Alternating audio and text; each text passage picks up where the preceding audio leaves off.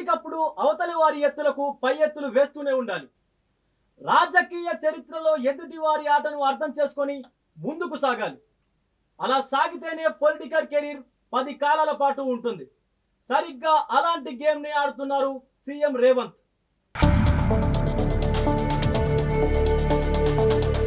మాజీ సీఎం కేసీఆర్ పై తిట్ల దండకం చదువుతూ ఆయనపై వ్యక్తిగత విమర్శలు చేస్తున్న సీఎం రేవంత్ రెడ్డి కొత్త రాజకీయ పంతాను ఎంచుకున్నట్లు చర్చ నడుస్తోంది. దూషణలకు దిగకుండా, ఆరోపణలు చేయకుండా కేసీఆర్ను ఇరుకున పెట్టే వ్యూహాలు అమలు చేస్తున్నట్లు డిస్కషన్ సాగుతోంది. ప్రజాపాలన, ప్రజా విజయోత్సవాల సభల్లో రేవంత్ మాట్లాడుతున్న తీరు కొంత భిన్నంగా కనిపిస్తోంది. కేసీఆర్ తన అనుభవంతో ప్రభుత్వానికి సూచనలు, సలహాలు ఇవ్వాలని రేవంత్ స్వయంగా అప్పీలు చేస్తున్నారు. అలాగే సెక్రటేరియట్లో ప్రారంభించే తెలంగాణ తల్లి విగ్రహావిష్కరణకు రావాలని విజ్ఞప్తి చేశారు. ఏడాది కాలంగా ప్రతిపక్ష హోదాలో కేసీఆర్కు ప్రోటోకాల్ పరంగా ప్రభుత్వం అన్ని రకాల గౌరవ మర్యాదలు అందిస్తుందన్నారు.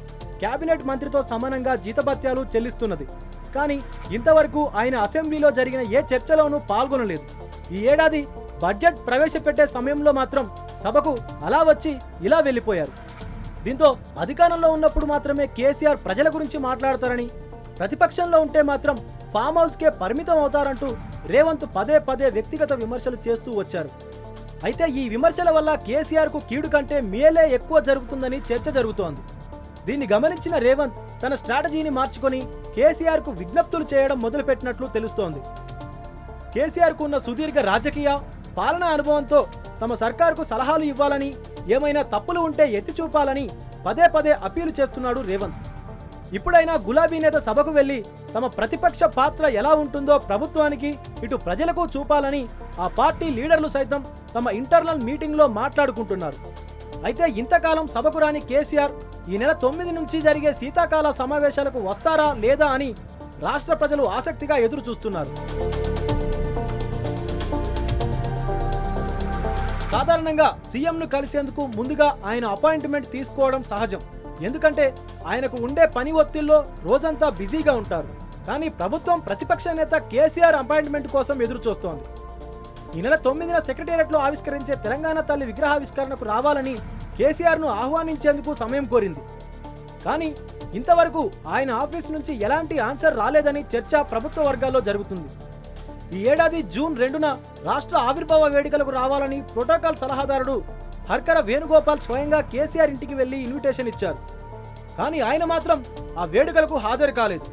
ప్రతిపక్ష హోదాలో కేసీఆర్ను కాంగ్రెస్ ప్రభుత్వం ప్రతిసారి గౌరవించేందుకు ప్రియారిటీ ఇస్తుంది. ప్రభుత్వ పరంగా జరిగే వేడుకలకు ఆయనకు ఇన్విటేషన్లు పంపుతున్నారు. కానీ ఆయన మాత్రం రావడం లేదనే సంకేతాలు ప్రజల్లోకి పంపేందుకే ఓ ప్లాన్ ప్రకారం ఇన్విటేషన్ల ప్రోగ్రాంను ఎంచుకున్నట్లు చర్చ జరుగుతోంది. సీఎం రేవంత్ ఇంతకాలం కేసీఆర్ పై ఉపయోగించిన భాషపై బీఆర్ఎస్ లీడర్లు అభ్యంతరం వ్యక్తం చేశారు. ఆయన కంటే వయస్సులో పెద్దవారైన కేసీఆర్ పై వ్యక్తిగత దూషణలు చేయడం ఏంటి అని ప్రశ్నించారు. అయితే ఈ మధ్య కేసీఆర్ను తిట్టకుండా విమర్శలు చేయడం పక్కన పెట్టారు. ఆయన్ను మాజీ సీఎం, ప్రతిపక్ష లీడర్గా గౌరవిస్తూ అసెంబ్లీకి రావాలని అప్పీలు చేశారు.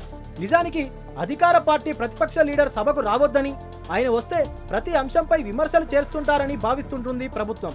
కానీ సీఎం రేవంత్ మాత్రం తన హోదాను పక్కన పెట్టి కేసీఆర్ సభకు రావాలని అప్పీలు చేయడం వల్ల ఆయనకు పొలిటికల్ మైలేజ్ వచ్చిందని డిస్కషన్ రాజకీయ వర్గాల్లో ఉంది. గతంలో కంటే భిన్నంగా రూలింగ్ పార్టీ ప్రభుత్వ కార్యకలాపాలకు రావాలని ప్రతిపక్ష లీడర్ ఇంటికి వెళ్లి కొత్త సాంప్రదాయానికి తెరలేపిందని చర్చ జరుగుతోంది. కేసీఆర్ మనస్తత్వం తెలిసిన గులాబీ లీడర్లు ఆయన ప్రతిపక్ష హోదాలో ప్రభుత్వ కార్యకలాపాలకు వెళ్లేందుకు ఇష్టపడరని చెప్తున్నారు.